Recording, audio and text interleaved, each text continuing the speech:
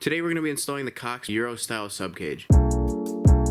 For the subcage, all Cox Stunt Part subcages fit onto a split seat subframe, but if you buy these adapters, you can mount any of the subcages onto a banana subframe, and these adapters just slide up into here, and then all the subcages by Cox Stunt Parts can mount up to a banana subframe and obviously the split seat subframe. You get hardware for the subcage onto the adapters, but to put the adapters onto the subframe, you will need M8 bolts. This is the hardware I'm going to use for the subcage adapters. I've got an M8 bolt going through, a washer on the right side, and then a lock washer and a nut on the left side for both. Be 25 foot-pounds on these, and then I'll probably keep it the same and do 25 for the actual subcage onto the adapters.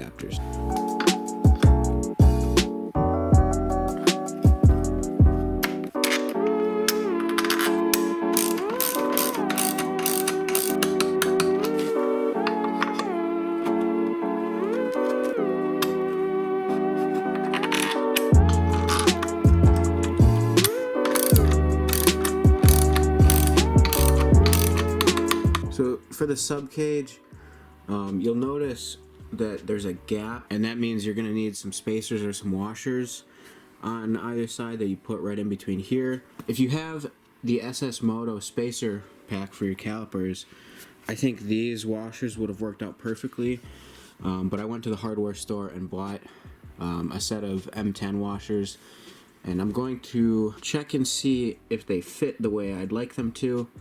And if they do, then I will tell you which ones I bought so you can use. Besides this hardware for the adapters for the subcage, some spacers or washers are the only other thing that it doesn't come with that you will need. So all I ended up doing was putting one M10 washer in between here on each side just like that, and now there's pretty much no gap. I didn't torque anything down yet, so they're still just a little bit loose, because I'm going to put a little bit of blue Loctite on just to be safe, and then I'll torque everything down. It's going to be, I think, 24 foot-pounds is what I decided, because the passenger pegs normally get 20, so I'll just up it by a little bit.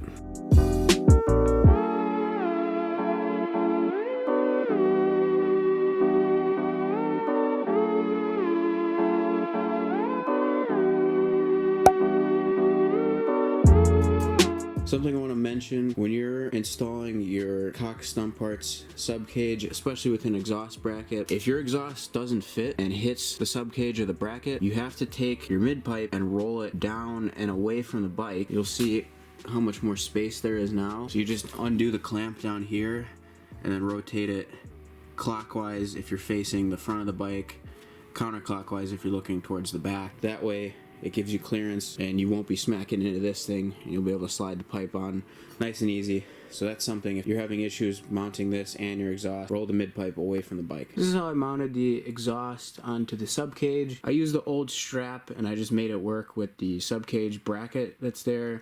You can see that's the original hole on the bracket, but just with the way the strap was, it didn't really line up correctly. So what I did, I just drilled a hole right through here where I thought it would line up. And then these are some spacers from the SS Moto spacer pack. So I just put a couple here, one there. The OEM bolt straight through with a nut, so it mounts like that. And then the rubber gasket I have kind of like sitting on the bracket. That way it's not rubbing on the pipe or metal on metal. If you have a different strap, use like a pipe hanger strap or something like that. You can probably just reuse the old hole, but simple as that. It's pretty easy to do. Hottest stash in the carpet. Yeah, we trapping out apartments. I ain't done where you start shit. To be honest,